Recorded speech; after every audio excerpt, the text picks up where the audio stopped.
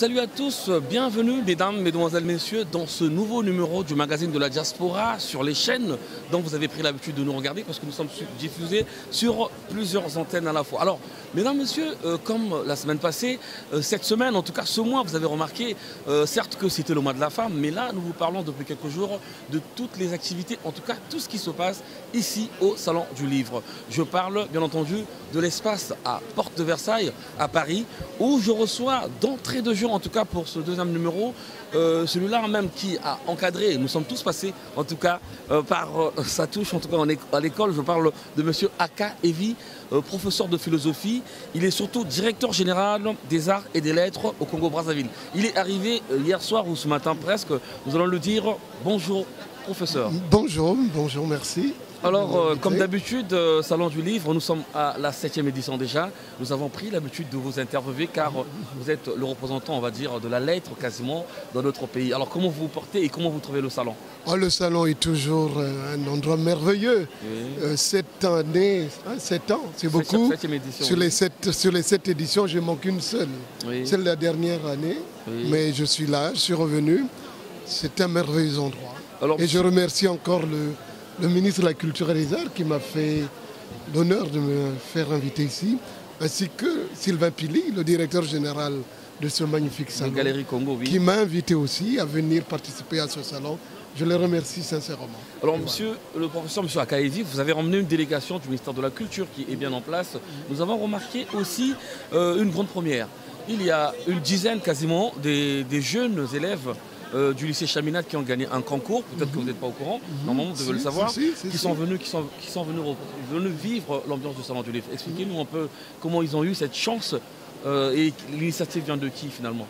Non, je pense que c'est une institution privée qui les a primés, c'est bien. Et les élèves du lycée Chaminade. Les élèves du lycée Chaminade, ça veut dire que les lettres congolaises, les lettres africaines sont bien enseignées dans nos lycées et que dans le système éducatif du Congo, l'enseignement de la littérature, de la poésie africaine est au top et que c'est une très bonne chose que les élèves du lycée Chaminade aient remporté ce grand prix.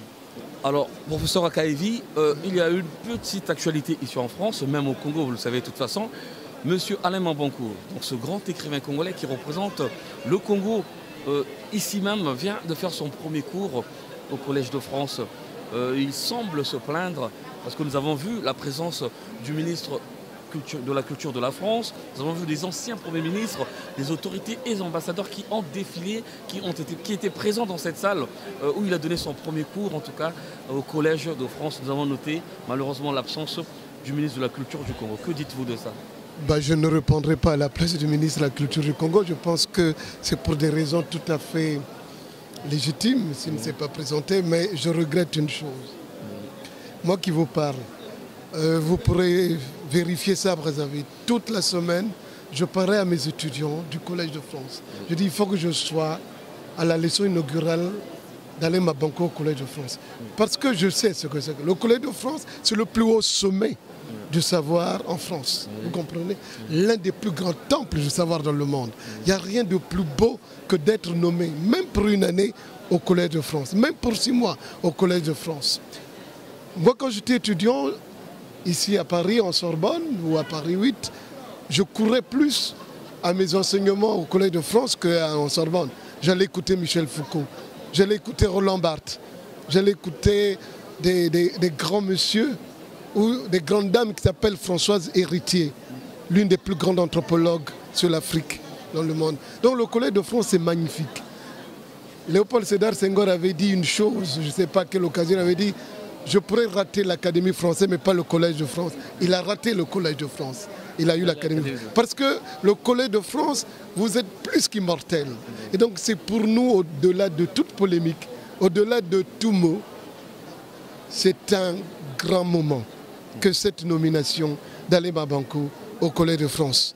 Il y a 2-3 ans, j'étais ici au Collège de France pour un autre grand monsieur qui s'appelle Chéri Samba. Lui, il avait eu la chaire de créativité artistique pour la peinture.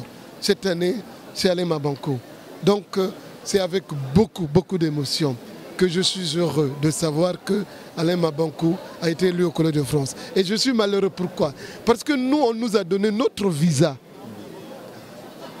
avant-hier soir, alors que nous voulons venir avant la leçon inaugurale d'Alain Mabankou, parce que nous étions jurés qu'on devrait être au Collège de France pour suivre Alain Mabankou, pour suivre la leçon inaugurale d'Alain Mabankou. Donc je pourrais aussi incriminer l'ambassade de France qui nous a donné le visa juste le jour où Alain Mabankou faisait sa leçon inaugurale au Collège de France. Et j'étais très malheureux. Je ne peux pas vous l'expliquer, je ne peux pas vous dire pour quelle raison l'ambassade nous a donné le visa au dernier moment.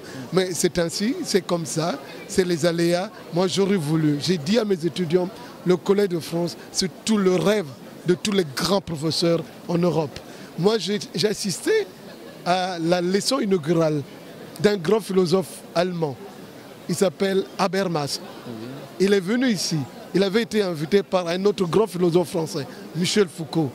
Et donc, ça aurait été un grand moment pour nous que de venir assister à Alain Mabankou. Je le regrette. Mais c'était la leçon inaugurale. Mais il en a pour une année. Donc on viendra au cours d'Alain Mabankou. Je le jure, je serai, je verrai Alain. C'est un ami, c'est un frère.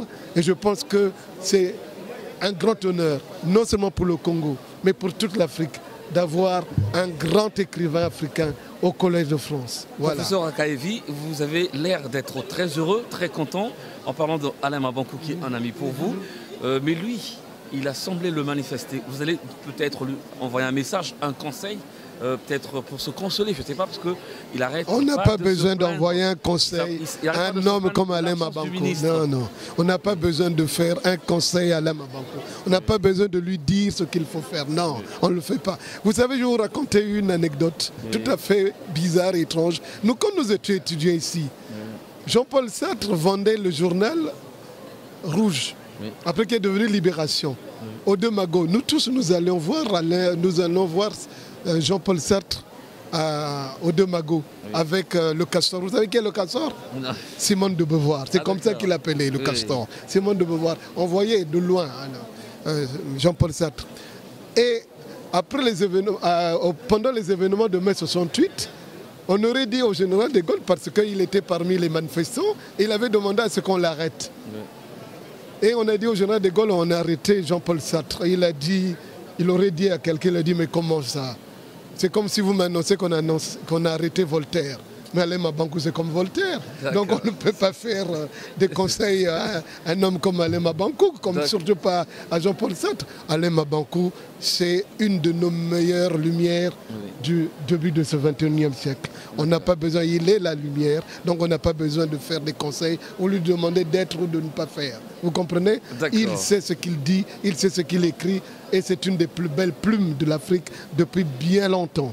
Alors soyons fiers d'Alain Mabankou, soyons fiers de ce qu'il va faire au Collège de France. C'était la leçon inaugurale. Nous, on n'a qu'à aller suivre ses cours au Collège de France. Pendant une année, ça va durer. Donc on aura le plaisir et le temps d'aller l'écouter au Collège de France. Bonjour.